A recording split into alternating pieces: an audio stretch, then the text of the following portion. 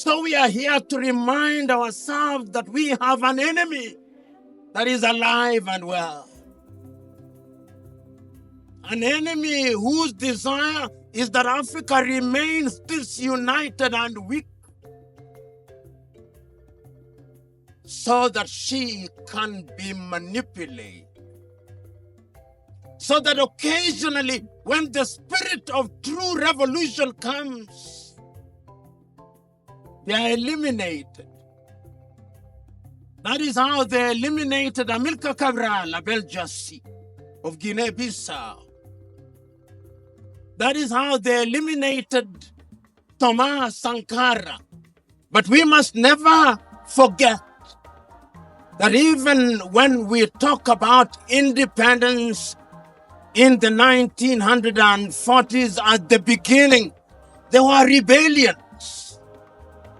There was resistance. Who amongst you here will not remember Shaka of the Zulu? Who among you here will forget Mukwawa of the Hehe and the Maji Maji rebellion? Who among you here will not remember Dedan Kimathi Washiuri and Mau Mau? Who amongst you here will not remember Hari Thup? The resistance was there. Those of you who are from Uganda, you'll remember Kabarega of the Bunyoro Kitare, and many great individuals. So when we commemorate Africa Day,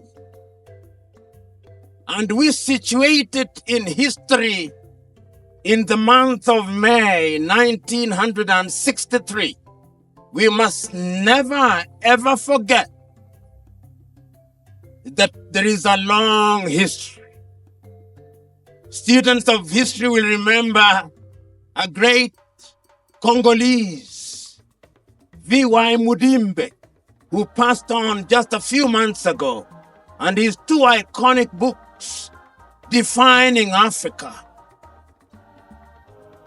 But the history that we are commemorating today is the culmination of a process which, as I've said, started in 1945 and sees the emergence of great Africans across the continent seeking to regain independence from the colonized. So that in South Africa, we begin to see individuals such as Chief Albert Lutuli in South Africa.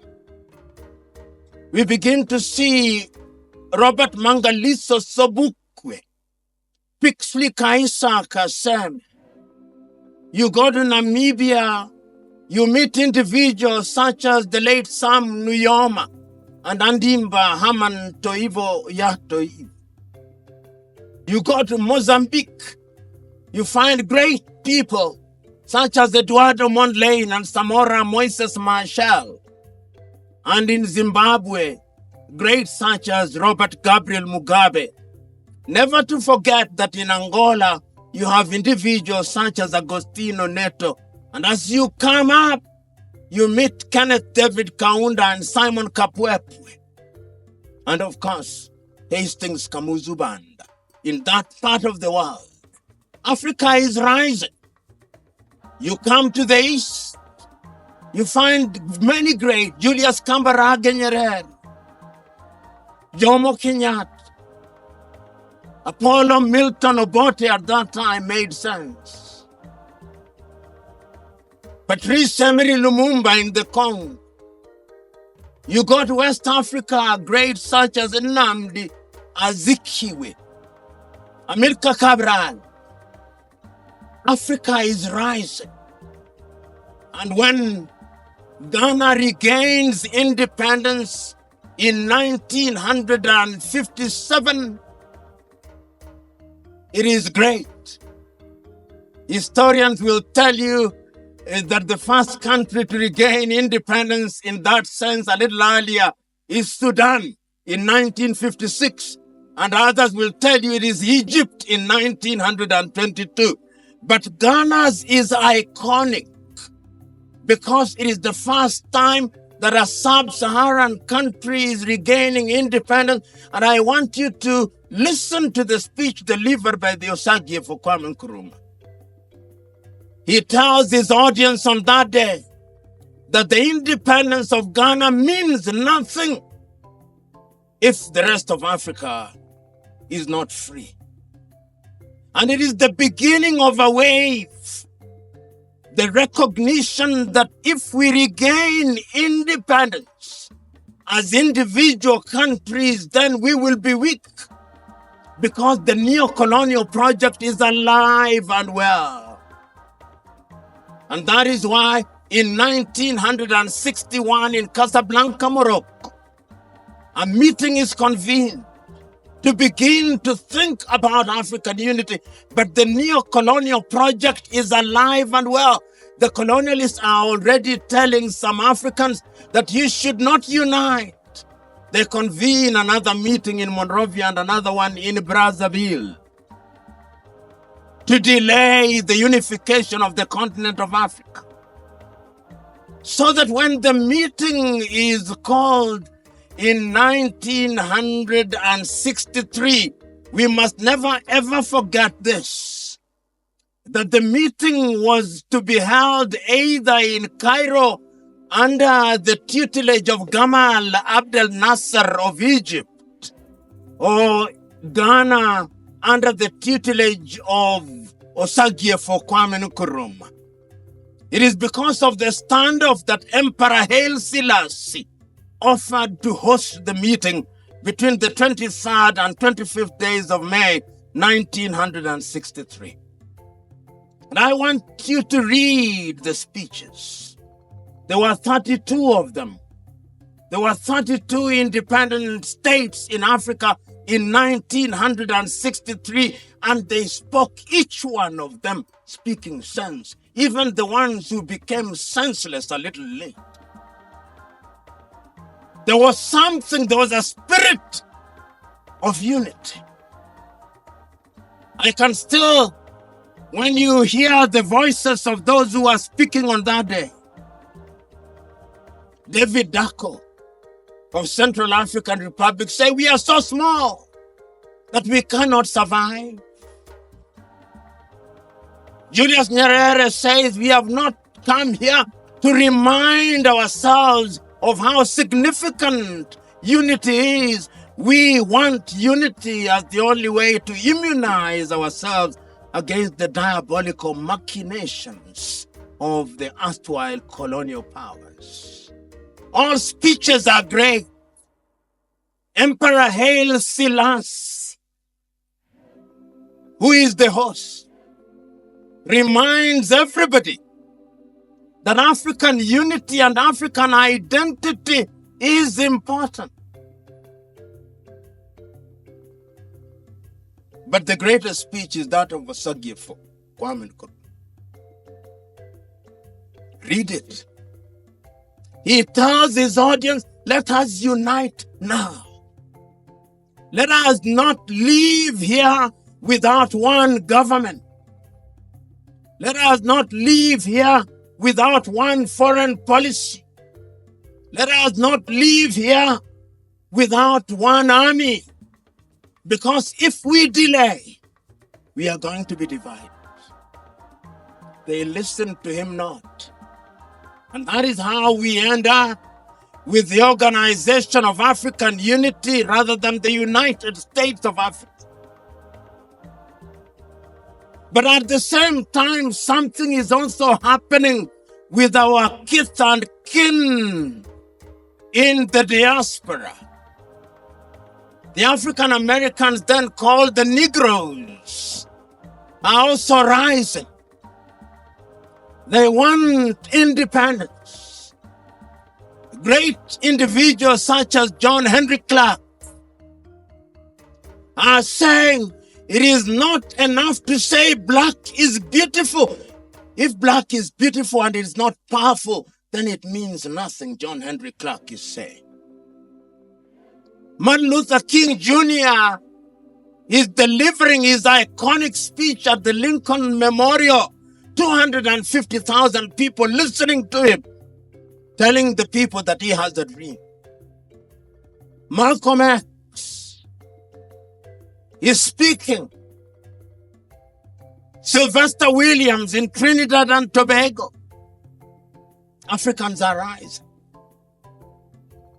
The spirit is back. People want independence. They want freedom, which had been taken away so very rudely from them.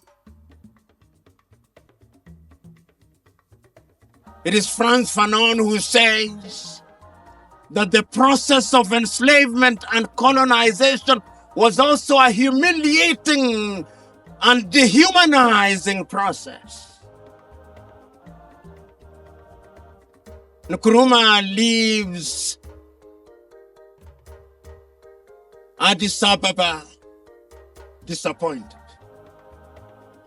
But 25th day of May becomes Africa Day. We are celebrating it 5 days ahead of time. On the 25th, it will be 62 years since the founding of the OAU, whose contribution must never be downplayed, because with the headquarters of the liberation movement in Dar es Salaam, that is how Southern Africa was liberated. It is because of that we hear iconic voices crying for freedom across the continent of Africa. So we are gathered here this morning to commemorate and to remind ourselves that the work is incomplete. It is incomplete because we are still prisoners of inherited boundaries. It is incomplete because we are still controlled from the metropoles.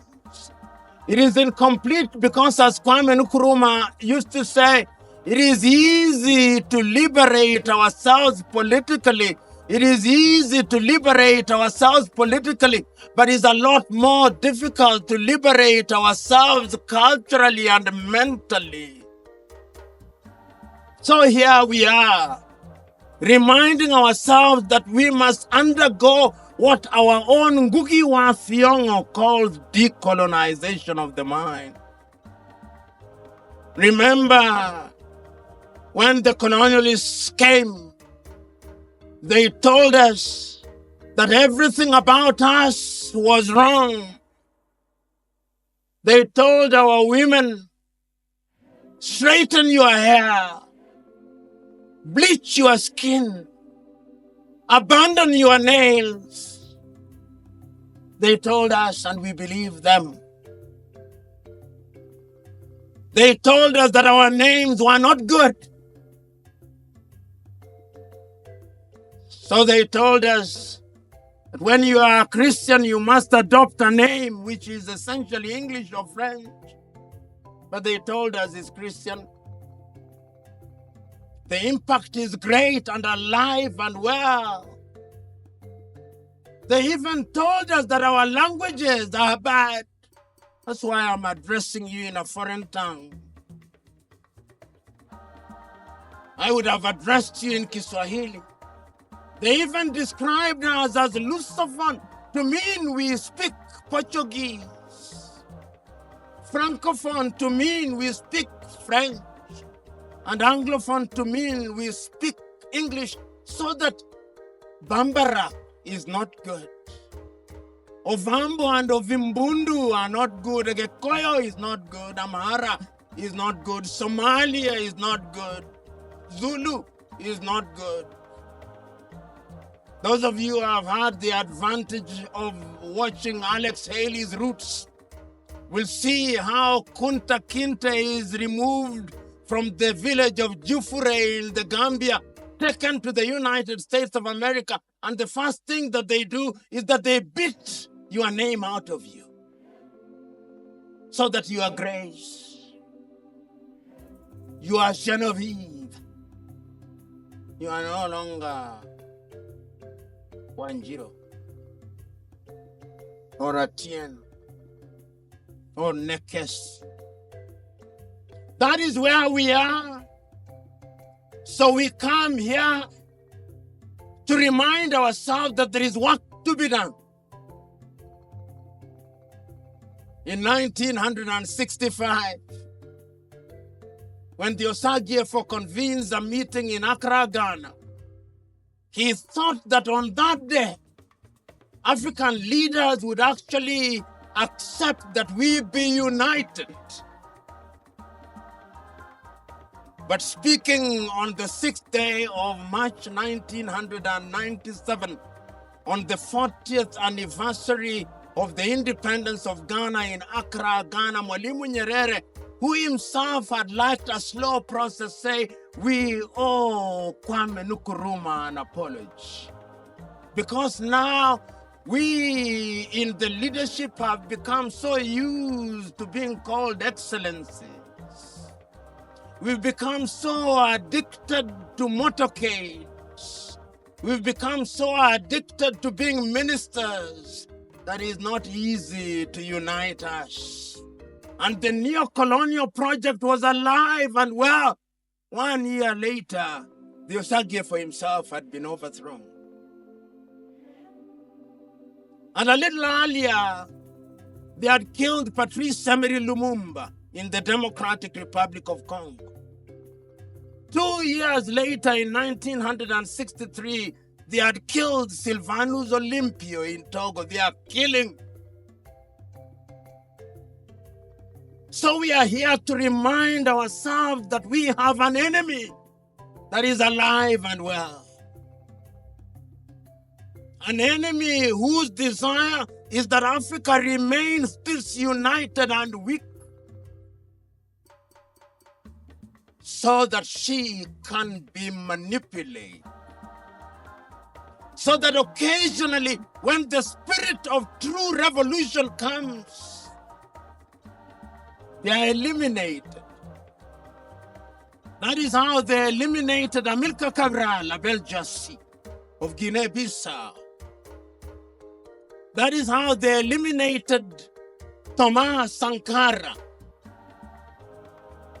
in Burkina Faso.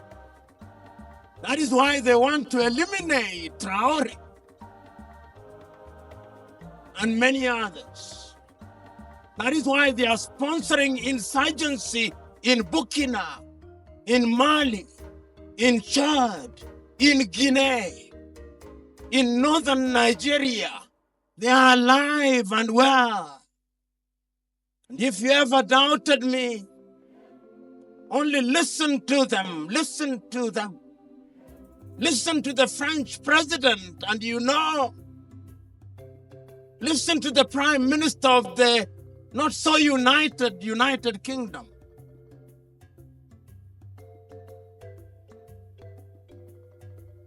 Listen to them.